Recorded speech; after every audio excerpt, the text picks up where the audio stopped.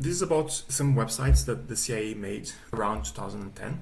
And they were used for their assets, the people that they recruited or coerced in target countries like Iran and China to spy on those countries. These were the websites that those people would give what they spied back to the CIA. And those were exposed. And one of them was Star Wars themed, which is kind of cool. Before those websites were uncovered, I'd heard rumors that many CIA agents in China had been caught. This 2018 article was a major thing, but we didn't know how. They're starting to emerge that some public websites are compromised, but we didn't know any examples. When I heard about this, I'm interested in Chinese politics. I even said, oh, do we know any of them? I even asked on Quora, and Chris, engineer and former technician at the US Navy, said, you're dumb. Obviously, the CIA is so smart they would never leak their websites. Well, Chris, fast forward to 2022, and an article emerged with a few links. So I only heard about this in 2023. I was browsing YouTube and this video popped up from Darknet Diaries. I didn't watch the video, I just clicked the link and that's it. So it's a Reuters article where some of the ex-spies were complaining that the CIA didn't treat them well. The CIA used us and dumped us, and they gave a few websites. This is an example of one of the websites that was used. This is a reconstruction from the Reuters article.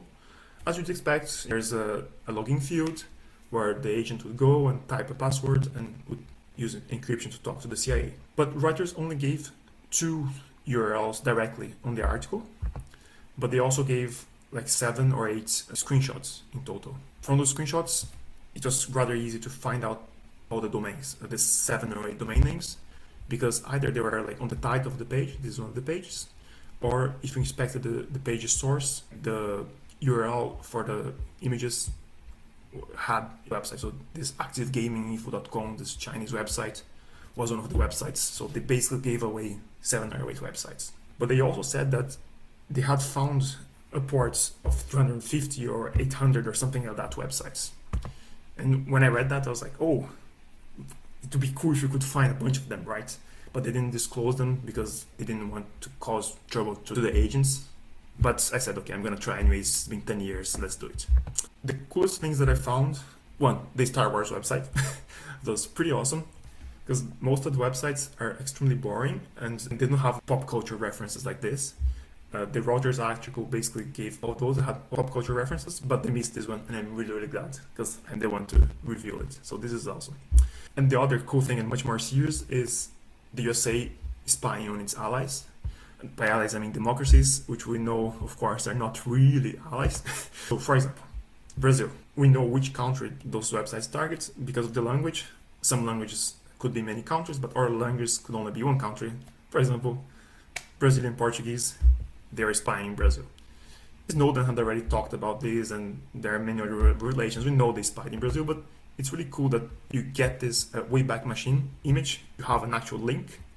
You can see it live on this link on the Wayback Machine, and you can see the website more or less as it was. So that's kind of cool. Germany, Dedrick Online.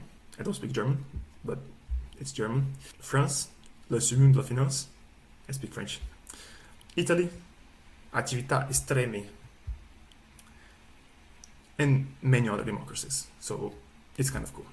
Now I'll just talk a little bit about how I found the new websites that are not given by Reuters. So the first and easy thing was they used sequential IPs for the websites, and Reuters themselves mentioned that. From that, it's quite easy to find other websites.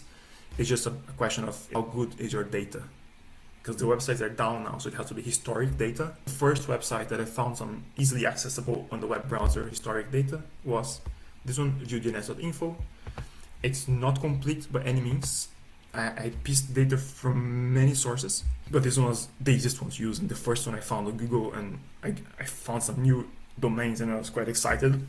I took activegaminginfo.com. So if you go there, you can do an IP history and you can see, oh, for this domain, what are all the IPs that have served that domain? And so here we found 2012, this is one of the IPs that served that domain. 2024, don't care, 2012, yeah, that's the one. And then if you take that IP, there's another tool which searches, for this IP, what are all the domains that have been historically hosted on that IP? If you search one by one in the browser, but then they have an API, you can find other nearby IPs, and that's how I find my first hits. So here, for example, on a nearby IP like 149, this was the 148. So the next one had a likely hit. And then if you take the domain name, you can go on Wayback Machine and you can confirm has some similarities with the others, so it's definitely a hit. The problem with the Wayback Machine is that you have to have the domain name. They don't have any IP exposed. They have the data, but they don't expose it. So we have to use other sources to find the domains. Okay, so that was the easy part. The hard part is finding new IP ranges. Then I tried a bunch of random stuff. The first way I found new hits on new ranges was through the 2013 Guinness census, which is published on this random neosites website, and it was very likely to obtain via an illegal botnet, because it's quite similar to 2012 botnet dump like this. So some guy hacked a bunch of routers, and then instead of using them to do something evil, the guy used them to explore the net and publish the data publicly, which is amazing. This guy is awesome, but it's unknown who published this, anonymous. And their data looks like this, as you'd expect. They really went for each IPv4. They were pinging every single IPv4 ever, because IPv4 you could do that still with a botnet. And just selecting a few well-known domains, so Amazon.com on this date was served at this IP, and they have that for all they could find. Then I took that, I dumped it into SQLite, which is a local SQL database, which I love so much. It's so cool. And started mining that and trying to find new domains. One of the main things that helps, part of the fingerprint to help identify the sites, was that the CIE used exclusively almost dedicated servers. So you have one site per IP. And this is the case for not many websites, at least nowadays. At the time, I'm not sure, but at the time, I think too. They were a minority, so that makes it easier to find them. With these datasets, you have to search which IP only has one domain, so that narrows things down a bit. The other thing that I used, the Wayback Machine API, those websites, they had 4 communication mechanisms: JAR, Adobe Flash, JavaScript, HTTPS. Yes, HTTPS, it's true. And each one of those has certain URL patterns on the path part of the URL, and that's how they communicate. The Wayback Machine, you cannot search in cross domains, which is a shame. You can only search for this domain, does it have this path? So you need to have a big domain list. By using heuristics, I started narrowing it down a bit and I managed to find a few others. And then I noticed, the Wayback Machine does not block Tor. I scripted 100 Tor IPs, speed things up 100x.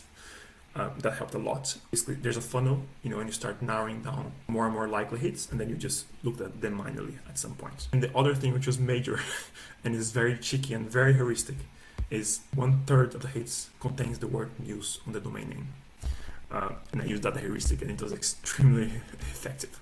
So when I started finding some new hits, I always put them on Google from time to time and see if other websites have that domain, because they might have other of the hits. There's quite a few that appeared on Chinese expired domain trackers, which are websites that track for this date, 2012, March 6th. Those domains expired.